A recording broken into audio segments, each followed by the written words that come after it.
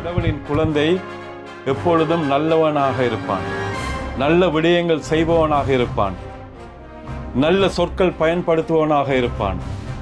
சொற்களில் தூய்மை இருக்கும், சொற்களில் அன்பு இருக்கும். அவன்தான் கடவுளின் படைப்பால் பிறந்த குழந்தை. இந்த சாத்தானின் குழந்தைகள் என்ன செய்வாங்க? கடவுளின் சக்தி படைத்த மனிதர்களை என்ன செய்வாங்க? அசிங்கப்படுத்துவாங்க, கேவலப்படுத்துவாங்க. சாத்தானின் குழந்தைகளின் வாய்களில் இருந்து வரும் சொற்கள் அசிங்கமானவை. அந்த மனிதர்கள் கடைசி வரைக்கும் உணரப்போவதில்லை தாங்கள் வணங்குவது சாத்தானின் மதம் என்று. கடைசி வரைக்கும் அவர்கள் உணரப்போவதில்லை. அவர்களால் இந்த உலகத்திலேயே அதிக மக்கள் இறந்தது, கொலை செய்யப்பட்டது மதத்தின் பெயரால். கடவுளின் படைப்பை கேலி செய்வது, ஊர்த்த சொற்களால், ஆகாத வார்த்தைகளால் கேலி செய்வதுதான் இந்த சாத்தானின் பிள்ளைகளின் மிகவும் முக்கியமான தொழில். அந்த சாத்தானின் பிள்ளைகளின் வாய்களிலிருந்து வரும் வார்த்தைகள் அனைத்துமே அசிங்கமானவை. ஒரு மனிதனை கேவலப்படுத்துவதற்கு எந்த மனிதனுக்கும் தகுதி இல்லை. மனிதன் என்பவன் கடவுளின் படைப்பு என்று நீங்கள் நம்பினால், ஒரு மனிதனை கடவுள் தான் படைத்தார் என்றால் நீ எப்படி அந்த மனுஷனை கொல்வா? சாத்தானுக்கு பிறந்த குழந்தை இருக்கின்றது. அந்த சாத்தானுக்கு பிறந்த குழந்தை எப்பொழுதும் யுத்தத்தை விரும்புபவன், எப்பொழுது பார்த்தாலும் வன்முறைகளை விரும்புபவன், எப்பொழுதும் அடுத்த மனிதர்களை அழிக்கும் சக்தி படைத்தவன். இவன் அடுத்தவர்கள் சந்தோஷமாக இருப்பதை ஒரு நாளும் விரும்ப மாட்டான். சாத்தானமான சக்தி இருக்கு. ஒன்று கடவுளின் குழந்தைகள் இருக்கிறாங்க, மற்றது சாத்தானின் குழந்தைகள் இருக்கிறாங்க. எங்கே ஒரு நாட்டிலே அமைதி இருக்கின்றதோ அதுதான் சிறந்த நாடு. எந்த நாட்டிலே போர்களை வேணாம் என்று சொல்கின்ற மக்கள் இருக்கின்றார்களோ அவர்கள்தான் சிறந்த மனிதர்கள். போர் ஒரு மனித உயிரை கொலை செய்யக்கூடியது. அதை ஒரு நாளும் ஆதரிக்க வேண்டும். என் நாட்டு மக்கள் இரத்தம் சிந்துவதை ஒரு நாளும் நான் விரும்ப மாட்டேன். நீ இங்கே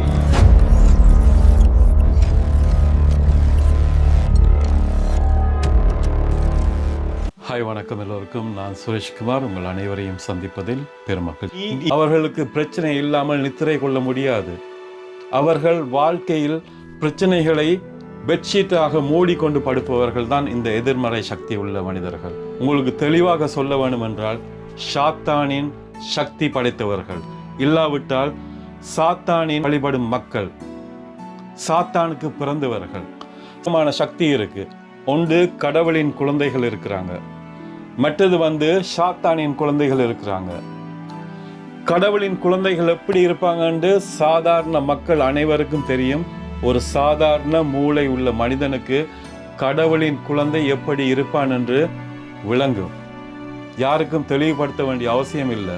ஒரு கடவுளின் குழந்தை எப்பொழுதும் நல்லவனாக இருப்பான், நல்ல விடயங்கள் செய்பவனாக இருப்பான், நல்ல சொற்கள் பயன்படுத்துபவனாக இருப்பான். சொற்களில் தூய்மை இருக்கும், சொற்களில் அன்பு இருக்கும். அவன்தான் கடவுளின் படைப்பால் பிறந்த குழந்தை. அவன்தான் உண்மையான கடவுளை வழிபடுபவன். அந்த மனிதன்தான் உண்மையான தெய்வத்தை வழிபடும் மனிதன். சாத்தானுக்கு பிறந்த குழந்தை இருக்கின்றது. அந்த சாத்தானுக்கு பிறந்த குழந்தை எப்பொழுதும் யுத்தத்தை விரும்புபவன், எப்பொழுது பார்த்தாலும் வன்முறைகளை விரும்புபவன், எப்பொழுதும் அடுத்த மனிதர்களை அழிக்கும் சக்தி படைத்தவன். இவன் அடுத்தவர்கள் சந்தோஷமாக இருப்பதை ஒரு நாளும் விரும்ப மாட்டான். சாத்தானின் குழந்தைகளின் வாய்களில் இருந்து வரும் சொற்கள் அசிங்கமானவை, கேவலமான வார்த்தைகள். அவர்களின் வாயில் ஒரு நிமிடம் அவர்களுடைய வாயை திறந்து பாருங்கள். அந்த ஒரு நிமிடத்திலே வரும் வார்த்தைகளில் எதிர்மறை சக்தி உள்ள வார்த்தைகள் தான் அதிகமாக இருக்கும். அசிங்கமான வார்த்தைகள் தான் அதிகமாக இருக்கும். கேவலமான வார்த்தைகள் தான் அதில் இருக்கும். இந்த சாத்தானின் குழந்தைகள் என்ன செய்வாங்க? கடவுளின் சக்தி படைத்த மனிதர்களை என்ன செய்வாங்க?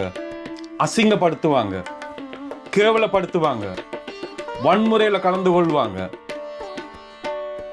ஆனால் உண்மையான கடவுளை வழிபடும் மனிதர்கள் எப்பொழுதும் சாந்த ரூபமாக இருப்பார்கள், அமைதியாக இருப்பார்கள், அன்பாக இருப்பார்கள். நிறைய மதங்கள் சாத்தானை வழிபடக்கூடிய நிறைய மதங்கள் இந்த பூமியில இருக்கின்றது.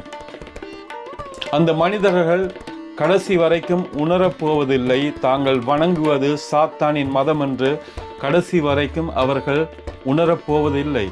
அவர்களால் அந்த உணர்வில் இருந்து அவர்கள் எங்கேயோ சென்று விட்டார்கள். அவர்களுக்கு அந்த உணரும் சக்தி என்பது இல்லை, அது வரப்போறதே இல்லை. கடைசி வரைக்கும் அவர்கள் இறக்கும் வரைக்கும் அந்த கெட்ட சக்தியோடு வாழ்ந்து கெட்ட சக்தியோடையே இறந்து போவார்கள். நான் சொல்வது சரியா பிழையா என்று உங்களுடைய மூளைக்கு உணர்ந்தால் உங்கள் கருத்துக்களை எனக்கு தெரிவித்துக் கொள்ளும். இவ்வளவு மதங்கள் இந்த பூமியிலே இருக்கின்றது. இவ்வளவு மதங்கள் இந்த பூமியில உள்ள மனிதர்களுக்கு எவ்வளவு போதித்தாலும் இன்னமும் வன்முறை போர்கள் ஓய்ந்த பாடே இல்லை. இந்த உலகத்திலேயே அதிக மக்கள் இறந்தது, கொலை செய்யப்பட்டது மதத்தின் பெயரால். இந்த உலகத்திலேயே அதிக மக்கள் கொலை செய்யப்பட்டது கடவுளின் பெயரால்.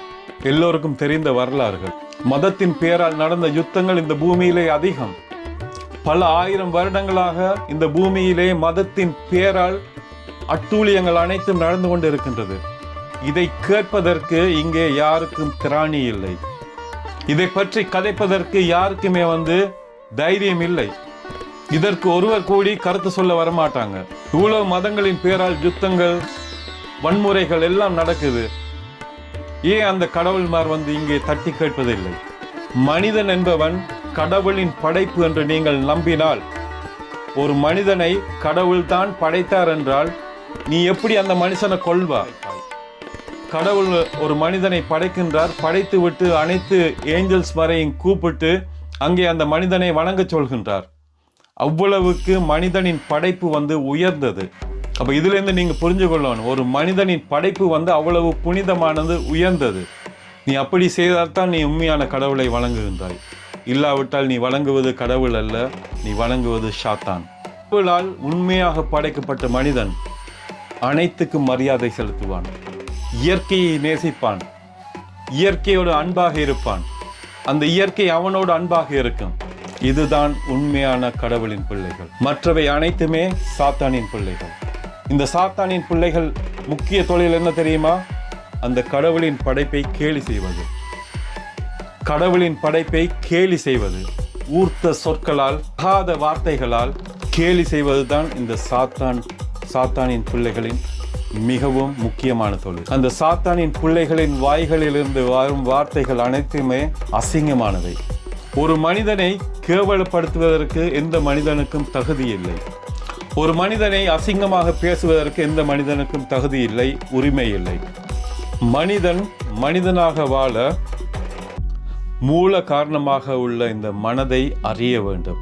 இதை அறிந்து கொண்டால்தான் வாழ்க்கை என்னவென்று தெரிய வரும். கண்ட புத்தகங்கள் எல்லாம் படித்து ஒரு பிரயோசனம் கிடைக்க போவதில்லை.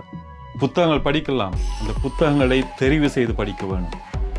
அப்பொழுதுதான் அது ஞான பாதைக்கு உங்களை அழைத்து செல்லும். ஞான பாதைக்கு அழைத்து செல்வதற்கென்று புத்தகங்கள் இருக்கின்றது. அந்த புத்தகங்களை மட்டும் படியுங்க, அது உங்களை கொண்டு போய் விடும்.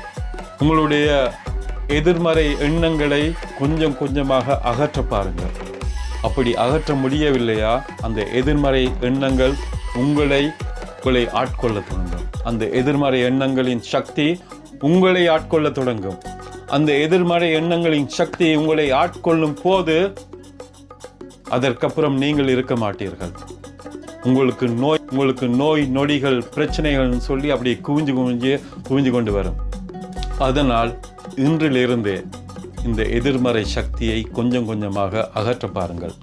இந்த எதிர்மறை சக்தியிலிருந்து நீங்கள் விடுபடும் போது தெளிவடைவீர்கள்.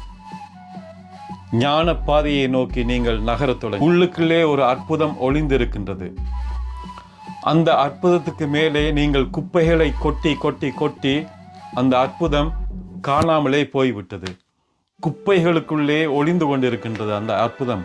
அப்ப நீங்க என்ன செய்யணும்? இந்த குப்பைகளை, உள்ளே கொட்டப்பட்ட அனைத்து குப்பைகளையும் அதை எடுக்கணும். வெளியால் எடுத்து உள்ளே சுத்தமாக செய்யணும். சுத்தம் செய்யும் போதுதான் அந்த அற்புதம் வெளியே வர தொடங்கும். பிறகு அந்த அற்புதத்தின் மகிழ்மையை நீங்கள் உணர முடியும். அதை உங்கள் கண்களாலேயே பார்க்க முடியும். அதற்கு பிறகு உங்களுக்கு வாழ்க்கையில் எல்லாமே மகிழ்ச்சியாக, எல்லாமே மனதிற்குள் இருந்துதான் வர வேண்டும். இன்பம், அமைதி எல்லாமே இந்த மனசுக்குள்ள இருந்து அப்படியே வெளியால வருவாங்க. நிறைய பேர் அது உள்ளுக்குள்ள இருக்கிறது என்பதை அறியாமல் வெளியே அடைந்து திரிந்து தேடுகிறார்கள். எதை தேடுகின்றார்கள்? துன்பத்தை தேடுகின்றார்கள். உங்களுக்குள்ளே இன்பங்கள், அமைதி எல்லாமே ஒளிந்திருக்கின்றது. அது தெரியாம நான் இன்பத்தை தேடுகின்றேன் என்று வெளியே போய் துன்பத்தை தேடிக்கொண்டு வருகின்றார்கள். இதைத்தான் இந்த மனித உலகம் செய்து கொண்டு, மனமானது உயிர், உடல் இவற்றோடு எந்த அளவுக்கு ஒற்றுமையாக இயங்குகின்றதோ அந்த அளவுக்கு மனிதனின் அமைதி நிர்ணயிக்கப்படுகின்றது. மனதை போற்றி அதன் தூய்மையை காத்து இதுவரைக்கும் எந்தவித மதங்களாலும் தர முடியாத அமைதியை இந்த மனவள கலை நிச்சயமாக உலகிற்கு தரும். இதற்கு நான் கேரண்டி.